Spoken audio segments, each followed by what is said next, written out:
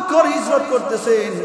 হযরত আবু বকর সিদ্দিক রাদিয়াল্লাহু তাআলা আনহু একবার রাসূলুল্লাহ সাল্লাল্লাহু আলাইহি সাল্লামের সামনে যায়, আরেকবার পিছনে যায়, একবার সামনে যায়, আরেকবার পিছনে যায়। রাসূলুল্লাহ সাল্লাল্লাহু আলাইহি সাল্লাম বলেন, ও আবু বকর, তুমি কি জানো না রাসূলের সামনে যাওয়া যায় না, বেয়াদবি হয়।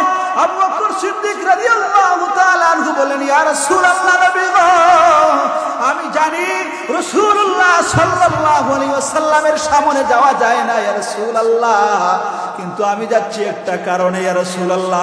কাফের মুশরিকরা ভূত পেতে আছে, কখন আপনাকে দেখতে পাবে আর দেখতে পেলেই আপনাকে হত্যা করবে ইয়া রাসূলুল্লাহ, নবী গো।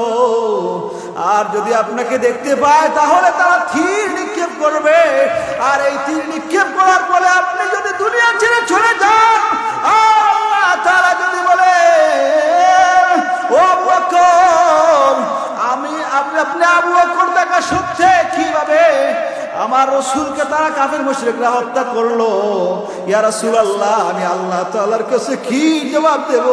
এর জন্য ইয়া রাসূলুল্লাহ, একবার আমি সামনে যাই, একবার পিছনে যাই, চিল্লা কন্না সুবহানাল্লাহ। যদি তীরগুলো আসে তাহলে যেন আমার বুকের মধ্যে পড়ে আগে, তারপরে আপনার উপরে পড়ে। সুবহানাল্লাহ। এত মহব্বত ছিল হযরত আবু বকর সিদ্দিক রাদিয়াল্লাহু তাআলা আনহু।